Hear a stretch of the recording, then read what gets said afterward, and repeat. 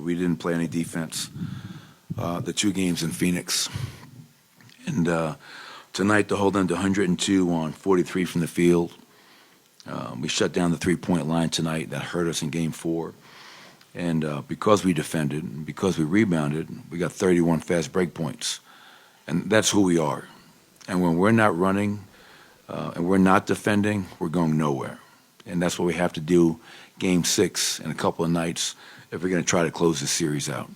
The defense has to be great. The rebounding has to be on point, and then get out and run and attack before they can get set. Coach, Book and KD still had nice nights, but not as big as they were in Phoenix. What specifically did y'all do differently, if anything? We took the challenge. I felt, KCP was the defensive player of the game, and I just felt he set the tone early on tonight. Booker's a hell of a player. He has respect for everybody in that locker room. But when you're playing against a great player, you got to get under their skin. You got to get into them. You got to make them feel you. And I felt Bruce, KCP, all of our guys did a really good job tonight of just trying to get back to playing like we played in games 1 and 2. And we haven't lost at home yet. And the defense tonight, like it was in game 1 and 2, was outstanding. And that's why we're able to retake control of this series. What was it that allowed Jamal to? It seemed like he really sort of turned his night around from halftime on. Obviously, really good in the third quarter and in that sort of put-away stretch. Last 2 games, Jamal's got 13 assists, 2 turnovers. So I think when everybody in this room and most of our fans think of Jamal, they think of him as a scorer. And he can score. He can score with the best of them. But sometimes the game dictates that you may need to be a playmaker. You may need to find the open man and make somebody else better. And I think he's done a really good job of that these last 2 games. But it's really hard to keep him down. 19 points, 5 rebounds, 6 assists. Just a really productive night for Jamal Murray. And sorry, go ahead. Sure. Yeah. I'll finish Booker later. up full court. I apologize. Was picking Booker up full court. I'm just curious how that decision came to be and if you felt like it had an impact tonight. Yeah, we when we have our film sessions, this is not 1980s, like Bob Knight, Indiana, like where it's just like I'm telling our players. It's interactive. It's players taking ownership. What do you see? What can we do better? This is what I see. You're out there. I learned a long time ago from my father. You got to learn from the players as well. They're the ones on the court. They're the ones that feel it. And one of the things that came up in our film session is we're letting Devin Booker just walk the ball up every time, play double drag, get to a spot, and beat us. So, let's be, an irritant. Let's be a team or a player that can just try to make him have to work that much harder by picking him up in the backcourt, by turning him, by frustrating him, maybe. It beats the alternative of letting him come down and just score 37 points on 64 from the field, which is what he was shooting coming into tonight. So when you're playing great players, you have to have great player defense, and he definitely deserves that attention. Can you speak on Bruce Brown and him stirring the pot and getting in the sun tunnel there? Well, I thought more than that, that would be just demeaning Bruce's overall impact tonight. I thought Bruce was outstanding, aside from what happened with their impromptu timeout on that sideline. Bruce Brown in 27 minutes, 25 points, 5 rebounds, 9 of 10 from the foul line, playing downhill, playing to the rim, playing in attack mode. And that's when Bruce is at his best. We met as a staff today, and we were talking about how, we need somebody step up like Lonnie Walker did for the Lakers last night. We need somebody to step up like Landry Shamet did for the Suns in Game 4. And Michael Porter got us going tonight. I thought Michael Porter's first quarter was a huge boost to our team and got us off to a great start. But I felt off the bench, where our bench only gave us 11 points in Game 4, I thought Bruce's productivity and aggression and toughness were much needed. Coach, got the team going with 13 fast break points in that first quarter. Such an important thing at home, taking advantage of the altitude. How much do you think the pace of the game this time around really benefited you guys? Well, once again, it benefited us because we got stops.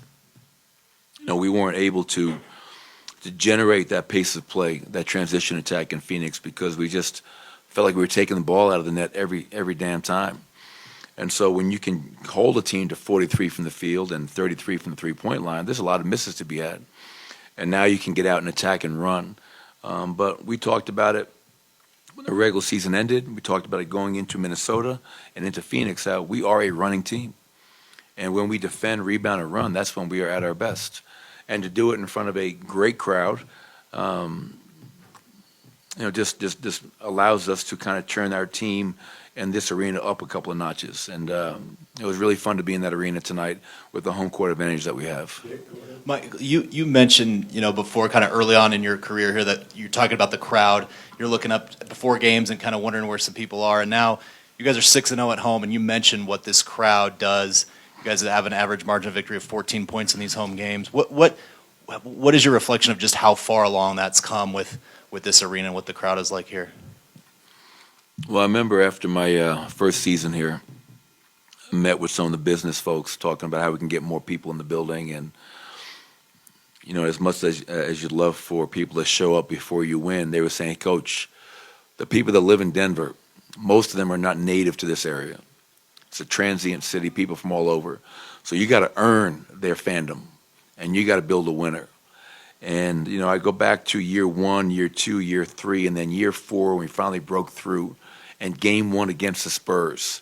And I get goosebumps every time I think about it because this place was unbelievable. And since that point in time, man, it's only gotten better. So a huge shout out to our fans, because I think they've appreciated the product, the winning, the style of play, who our players are, how we play, an unselfish brand of basketball. And nobody's won more games in the West in the last 5 seasons than us. And the fans have a lot to do with that. So we appreciate that. And we need even more moving forward. Michael, Nikola passed Will Chamberlain tonight for those triple-doubles by Again? center. Yeah, in playoffs. He's making a habit of this. Must be stat padding. 53 points or a triple-double, just how the various ways, the variety of ways he can carve up a defense tonight seemed like you got it in a different way. Well, what you love about Nikola is, I learned back at St. Agnes CYO, the defense tells you what to do. And Nikola never forces anything. I mean, he's a guy that literally will just read the game and take what the game offers. And, in this series, everyone's talking about Devin Booker, rightfully so. The performances he's put on in the first round against the Clippers and against us, they've been, just spectacular.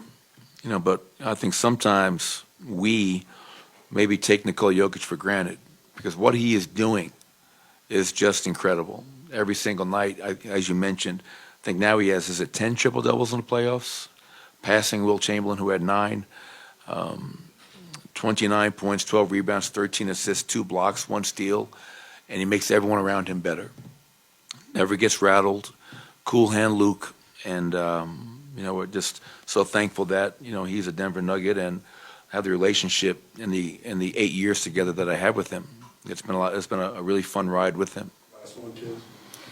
Close it out. Thank you. Not only how Joker sees the game, but how he sees life. Before the game, he flips the ball to Ishbia and gives him a hug. What's that say about him? He's trying to get his 25 G's back. He ain't no dummy. No, it's funny because you guys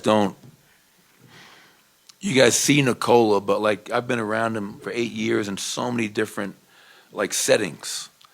And when he lets his hair down, he's a really funny, goofy guy. And he has a sense of humor. He has a personality. So I think he's just making light of a situation that was way overblown. I think the NBA handled it the right way. And I give their owner, Mat Ishbia, a lot of credit when he came out after the game and said, listen, I don't want anybody to be fined. Let's let the players decide this on the court. So kudos to him for that. That's big time. But yeah, I think it just speaks to Nikola's personality and being a little bit of a smartass, which I can appreciate. See you.